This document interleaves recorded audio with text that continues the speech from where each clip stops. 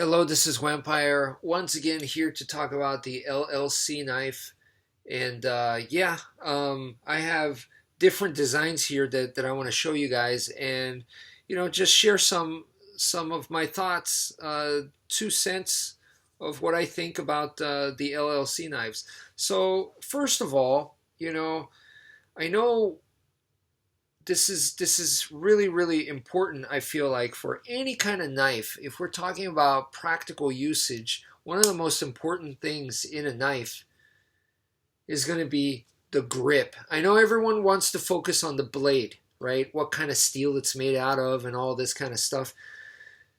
But actually, the handle. The handle is so important. And if you look at one of these LLC knives, you're going to see that the handle is pretty much uniform. So this is the LLC Kopish, and this is the LLC fixed blade Bowie knife, and you can see that the handle design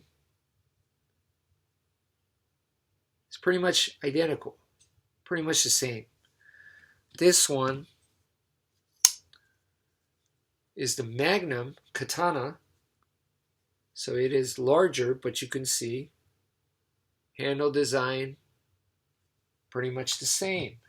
This one is the crimped, so it's not a knife, but once again, handle design pretty much the same. Yes, it does have this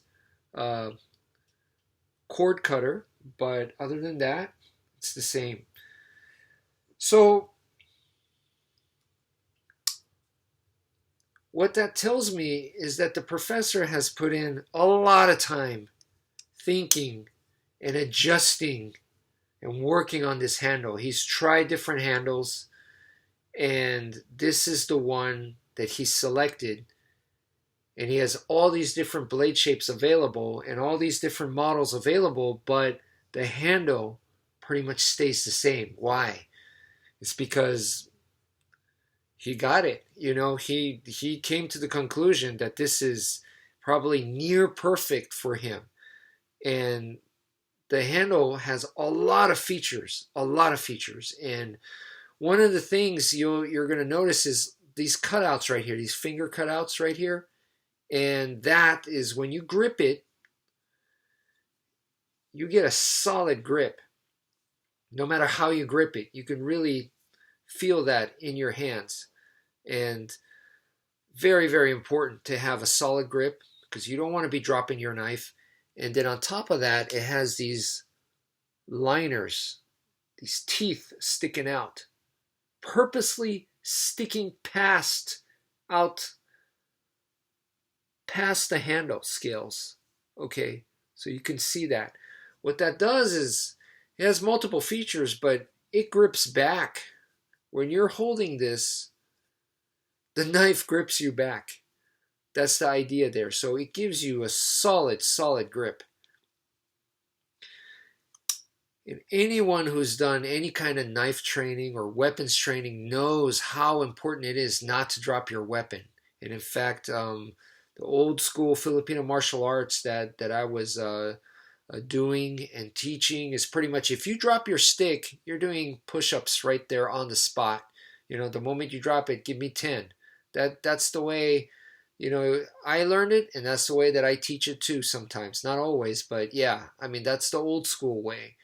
And yeah, that just tells you how important the grip is, okay? So the professor definitely emphasized, you could tell that he really worked on the handle. So that's number one for, a practical, tactical knife. What's one of the most important things? Handle, okay? Another thing that I got to talk about is the idea here to use this knife closed, okay? And that goes into two very different schools of thought. And number one is what you always hear about and think about is how fast can you deploy the blade? How fast can you open your folding knife, right? And that is definitely, if you think about it, that is the wild, wild west, right? Two guys standing outside of the saloon, staring at each other. They're doing a duel, and it's to the death. And who could pull out their gun faster and shoot the other person, right? That's a duel to the death. That is the mentality there. So everyone thinks about that. Everybody wants that. Everyone wants the fastest knife. And that is definitely one school of thought. The other school of thought is the professor goes the other way, doesn't care about that, just boom, use it closed. Then you don't have to worry about that. It's a folding knife. Let's not concern ourselves with how fast we can just use it freaking closed, right? And I think that's brilliant, okay? And the way that I see it is that if you go in a little bit deeper and think about it more, the duel situation, that's kind of a sport, even though it's to the death. So you both agreed to do it, and you're both seeing who's faster and who has the bigger balls, right? Or some people might just say that's stupid, but that's what they're doing. It's a test. It's a contest, essentially, is what you're doing. Real life self-defense to me is different. And in real life self-defense, a lot of times you don't know when the other person's going to attack you. You don't even know if the person's really going to attack you a lot of times. And you don't know when it's going to turn lethal. So those are all very important things that you cannot ignore in a real life situation. It's not so black and white. Oh, they're the bad guy. I'm the good guy. I got to kill this guy. It's not like that. That's like Hollywood, you know. So more in a realistic situation, the idea to use this closed, now this is a self-defense tool, right? Well, this is a self-defense tool, open or closed, but here, this is a self-defense tool when it's closed. So with Professor Bram Frank's folding knives, you're basically getting a 2-in-1. So you're getting a knife, and then you're also getting a non-lethal impact tool. So you're getting two things in one, you know. And when you're using it closed like this is non-lethal. And this is not a knife. A knife, when you go into something like this, with enough blade length, it is capable of lethal force. So the way that the police here are taught is that if you take out something that has lethal force capability, you can only take that out when the situation requires it. So if it's not a lethal force situation, this should not be out. You can't, and you shouldn't, the way, I don't necessarily agree with this, but you can't use it to threaten the other person, okay? So the police are taught that if you take out your pistol because it has lethal force capability, you shoot with it. Not in the leg, not in the arm, no, you shoot to kill. And therefore, don't take it out if you don't intend to kill. And if you don't intend to shoot or kill, in other words, shoot equals kill. And if you don't intend to do that, then don't take it out. That is the way they're taught, right?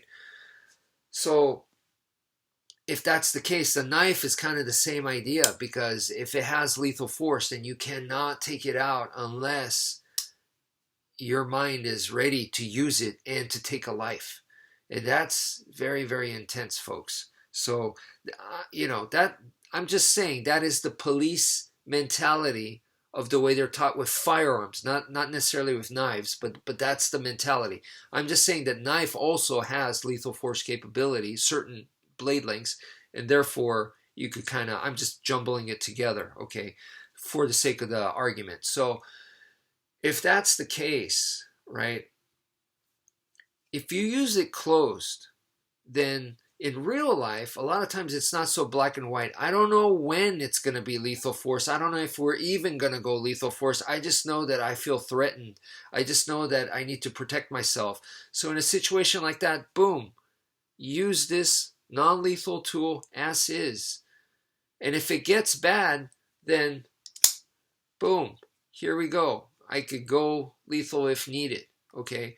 But even then, the professor's idea is biomechanical shutdown. So he is not going for lethal force. I'm just saying. But that is actually important because, that once again separates two trains of thought. One is how fast can I deploy my knife, right? And we're talking lethal force, lethal usage. The professor has a completely different idea of using the knife. So I just want to make that clear. And for me, this feels logically, it makes more sense for a real life situation. Not every real life situation needs to go lethal force. And actually, I bet there's more situations where you don't need to. I know we fantasize, the Hollywood romanticizes that you need to save the day, you need to kill the bad guy. It goes to there, but we need to think more realistically. And so in that case, to me, once again, this just makes more sense to have the ability to use this closed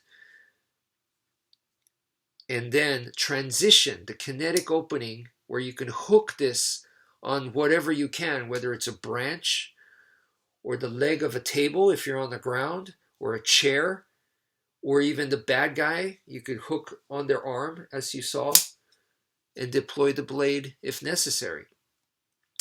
But this is something that the professor sent me before, but when he sent me the crimped before, I didn't really appreciate it. I didn't really understand it fully. I thought it was cool, and I thought I understood it, but the professor recently said that pretty much that this is his ultimate contribution, and this is his ultimate design and for self-defense. And let's think about it. Okay, why is this, right? Why this, which is, it opens up, so it is a non-lethal self-defense tool closed, and when it opens up, it gets a little bit more reach, so it's almost kind of like a tactical baton, a shorter version. So it becomes a little longer, but it's still non-lethal because that's not a blade, and it can't stab. So why is this? Well, the best self-defense tool, I already said grip is important, right? And then I think being able to use this, boom, right? The ability to be able to use it, not I gotta wait till it's lethal force. No, boom, I use this for self-defense, to use pain compliance to put them down, so I could cuff them or whatever, That's the idea here. So that's number 2, the ability to use it. Number 3, the ability to have it, I think, is a big deal. So this you could have in a place where you cannot have knives and you cannot have firearms. Now, there are places around the world, there are places here in the US where you are not allowed to carry a knife or a firearm. But this is neither of those. It's not a knife and it's not a firearm. However, if you do tactical training for someone who is used to a firearm and trains with a handgun, this is going to feel very natural because it has that firearm ergonomics. If you do train with a knife, this is going to feel just like a knife. It handles like a knife. It's shaped like a knife, but it's not a knife, right? So there is that familiarity and comfort zone there. So to me, this is like the professor's ultimate contribution to knife lovers, and he's obviously a knife lover. So if you like knives, you love knives like me, here you go. But you can take this to a place where they don't allow knife or guns. You might still be able to have this. You don't have to be completely vulnerable.